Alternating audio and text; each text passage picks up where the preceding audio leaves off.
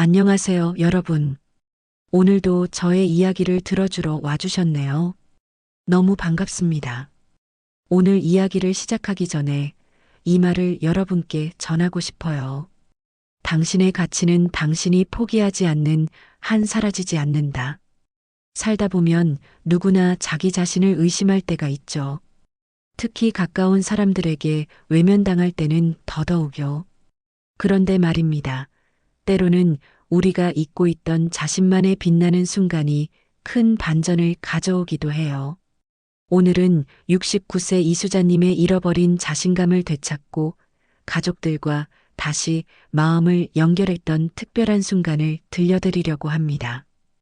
끝까지 이야기를 들어주시고 본격 사연 시작 전 구독과 좋아요 눌러주시면 큰 선물로 받겠습니다. 자, 이제 시작해 볼까요? 안녕하세요. 저는 강원도 평창에 살고 있는 69세 이수자입니다. 제 이야기를 이렇게 꺼내놓기까지 많은 고민을 했습니다. 하지만 저처럼 가족의 무관심과 무시에 소가리를 하셨던 분들에게 조금이나마 위로와 희망을 드릴 수 있을 거라 생각했습니다. 저는 강원도 평창에서 태어나고 자랐습니다. 작은 시골 마을에서 부모님이 농사를 지으며 힘겹게 저희 남매를 키우셨죠. 집이 넉넉하지는 않았지만 부모님의 정성과 사랑 덕에 웃음이 끊이지 않았던 유년 시절이었습니다. 초등학교 시절 교실 창문 너머로 보이던 논밭과 하늘을 바라보며 막연히 큰 세상으로 나가고 싶다는 꿈을 꾸곤 했습니다. 그런 제게 영어라는 언어는 큰 계시와도 같았습니다.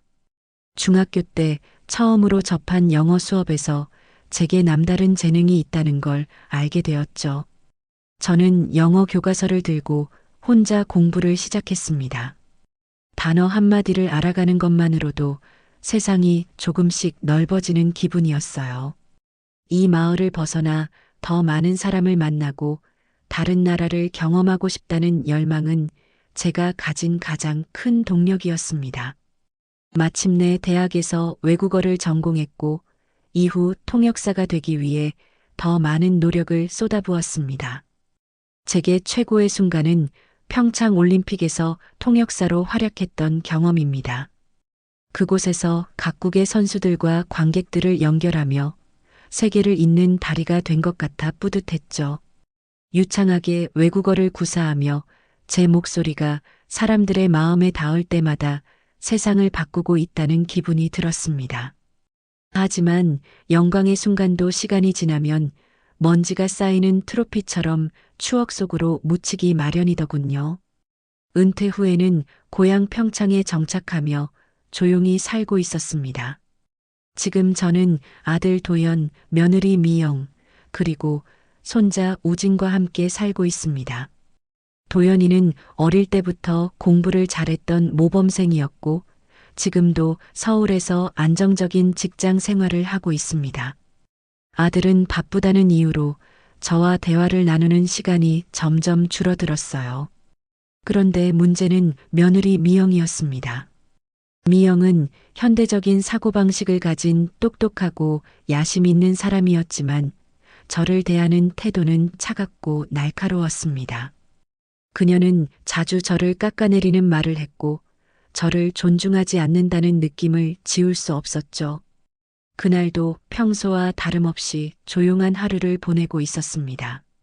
아들은 일하러 나갔고 며느리는 손자 우진이를 데리고 학원에 다녀온 날이었죠.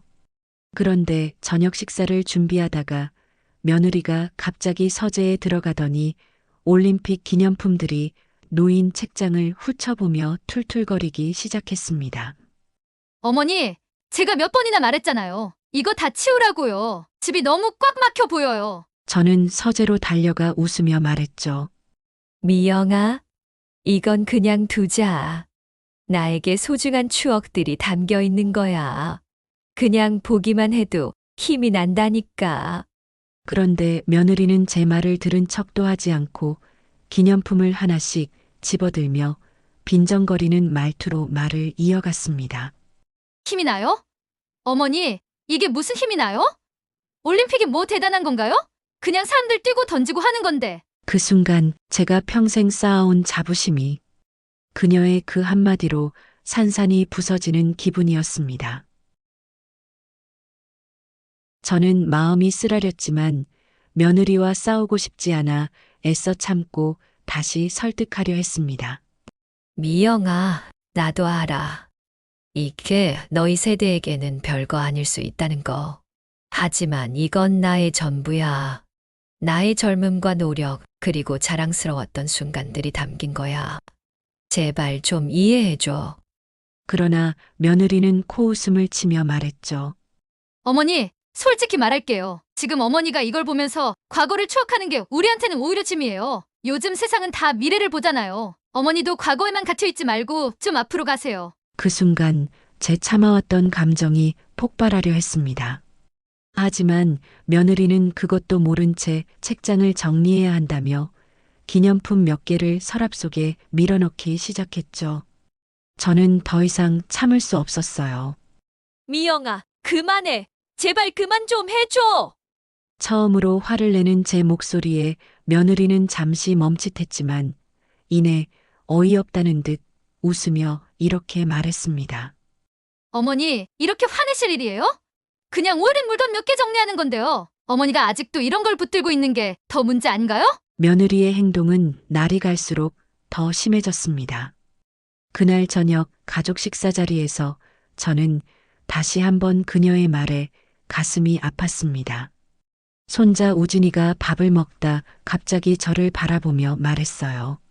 할머니, 진짜 통역사였어요?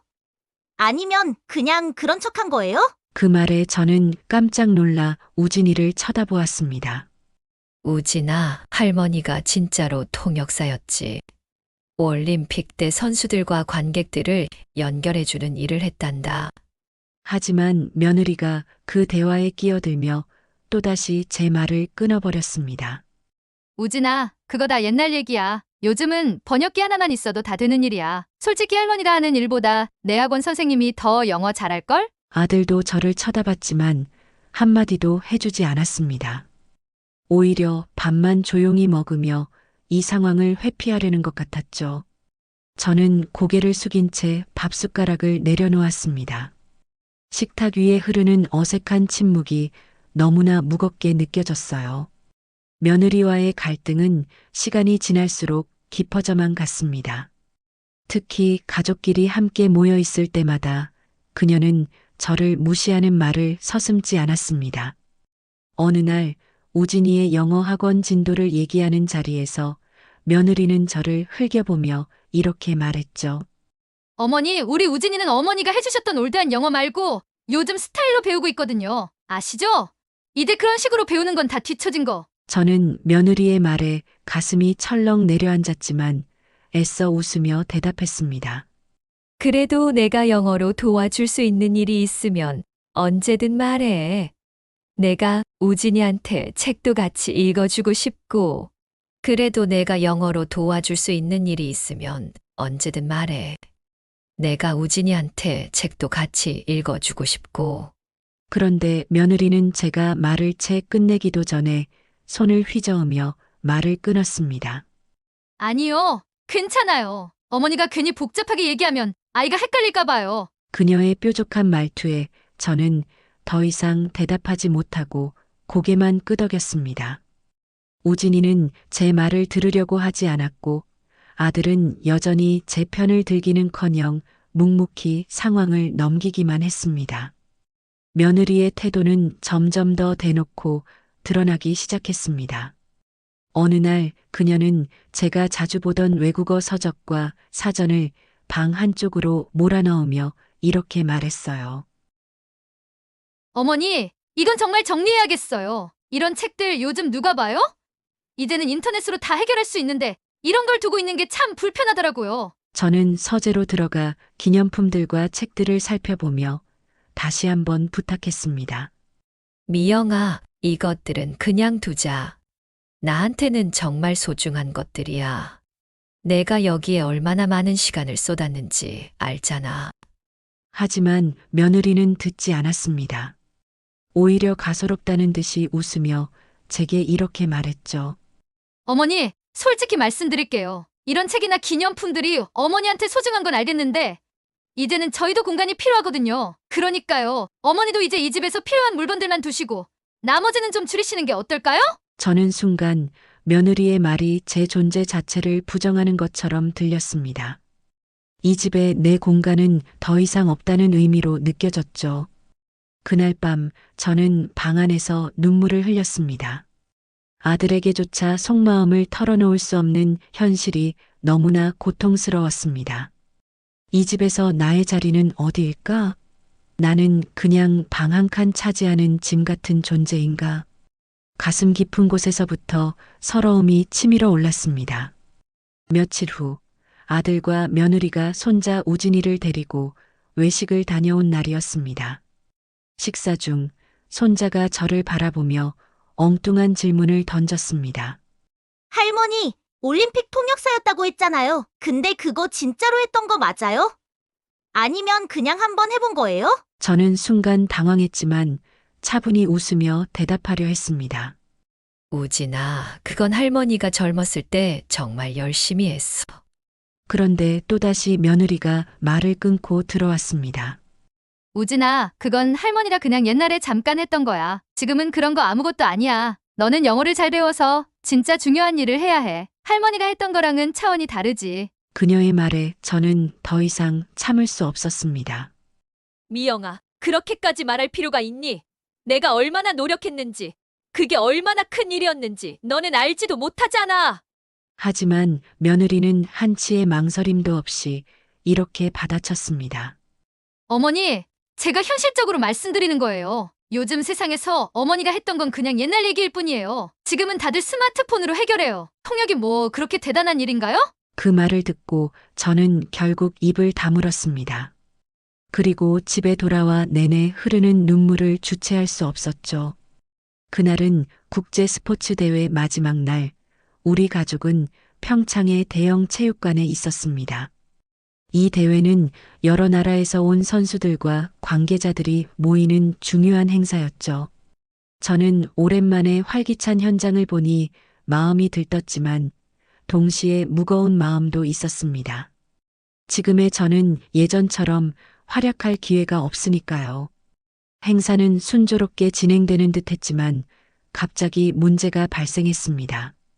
주최 측에서 중요한 외국 선수단의 기자 회견을 준비하던 도중 통역사가 교통체증으로 인해 행사장에 제 시간에 도착하지 못한다는 소식이 전해졌습니다. 모든 사람이 당황해하며 서둘러 대안을 찾고 있었지만 외국 선수들과 기자들 사이에서는 이미 소란이 일어나고 있었습니다. 기자 회견장은 점점 혼란스러워졌습니다. 선수들은 영어와 스페인어로 질문을 던지는 기자들을 이해하지 못해 답변을 머뭇거렸고 주최 측 관계자들도 상황을 수습하지 못하고 우왕좌왕하고 있었습니다. 그때 며느리 미영이 제게 비웃는 듯한 표정으로 한마디 했습니다. 어머니, 저런 상황에서 어머니가 나설 필요는 없겠죠? 괜히 실수하면 더 망칠 테니까요.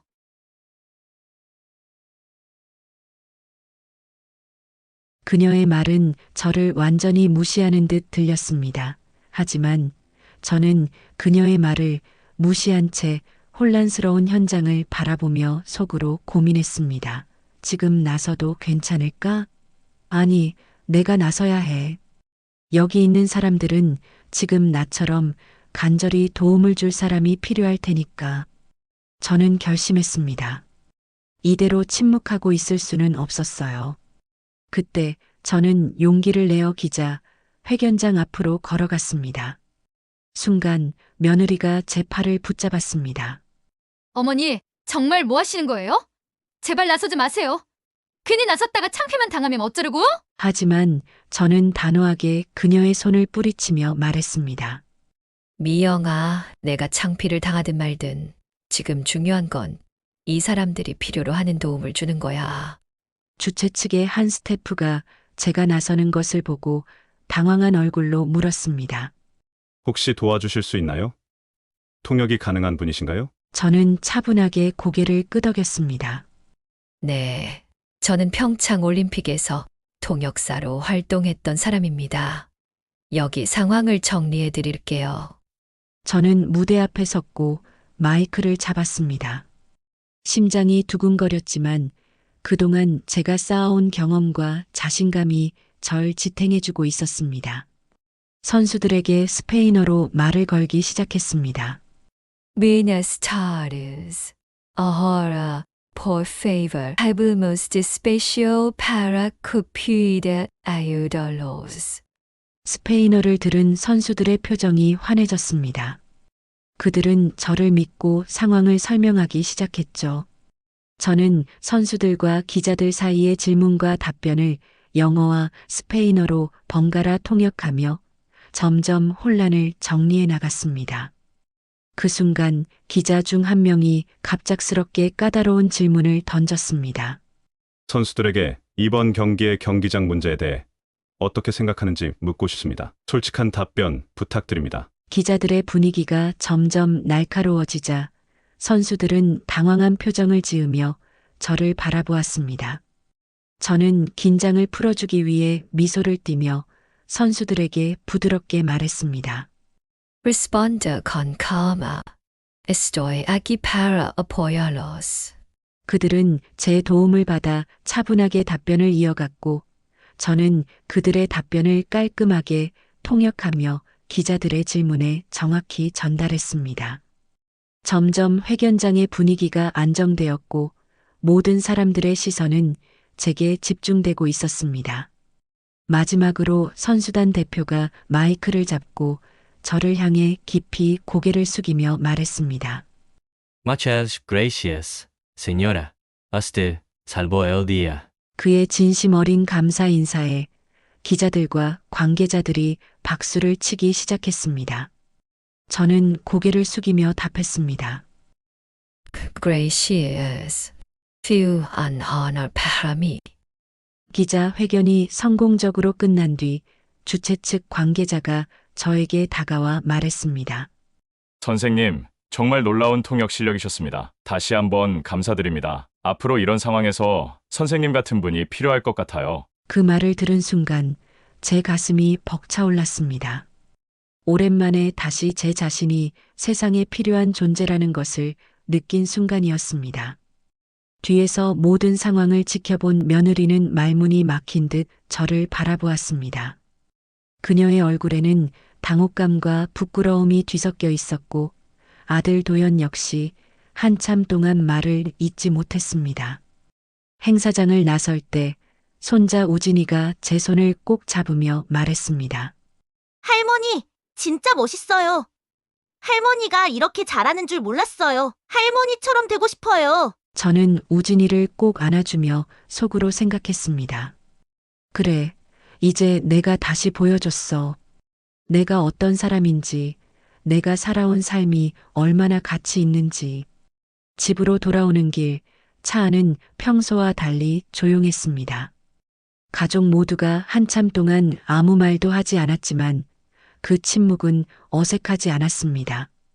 저를 둘러싼 공기가 예전과는 확연히 달라졌다는 걸 느낄 수 있었죠. 한참 후 아들 도연이가 먼저 조용히 입을 열었습니다.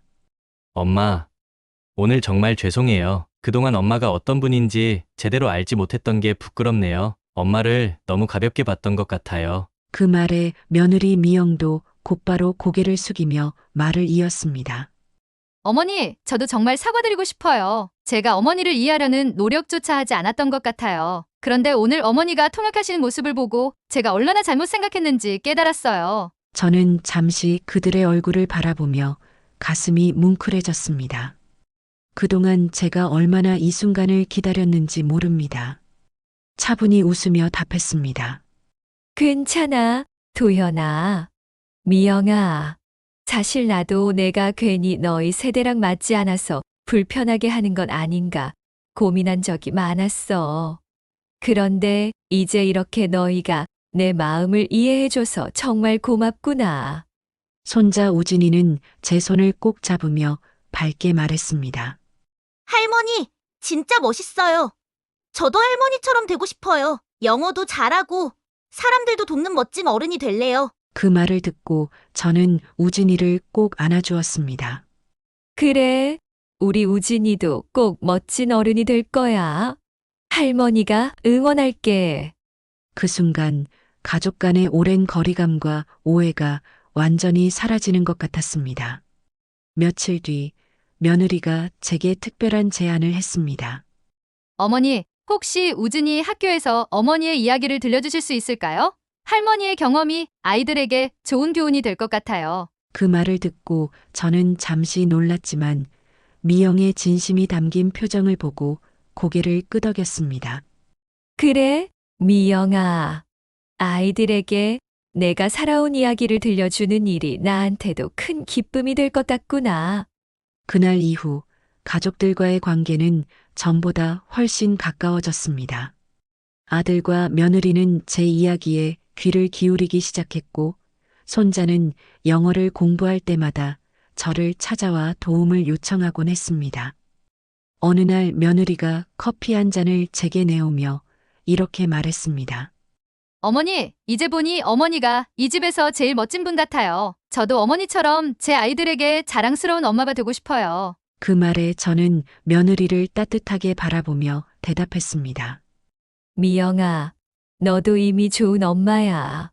앞으로도 우리 서로 도우며 잘 지내보자. 이제 저는 매일 아침 평창의 맑은 공기를 마시며 하루를 시작합니다. 그동안 가족들에게 인정받고 싶어 가슴속으로 수없이 되뇌었던 말들을 이제는 꺼내놓을 수 있게 되었으니까요. 무엇보다 제자리를 되찾았다는 느낌이 제게 가장 큰 위로가 됩니다. 저처럼 누군가에게 외면당하거나 자신의 가치를 잊고 살아가는 분들이 계시다면 꼭 말씀드리고 싶습니다. 세상 누구도 여러분의 삶을 대신 평가할 수 없습니다. 자신의 자부심을 잃지 않고 묵묵히 걸어가다 보면 언젠가 여러분의 가치를 증명할 순간이 찾아올 겁니다. 오늘 제 이야기가 여러분께 작은 위로가 되었으면 좋겠습니다. 끝까지 들어주셔서 감사합니다. 영상이 마음에 드셨다면 구독, 좋아요, 그리고 알림 설정 부탁드릴게요. 여러분의 응원이 제게는 정말 큰 힘이 됩니다.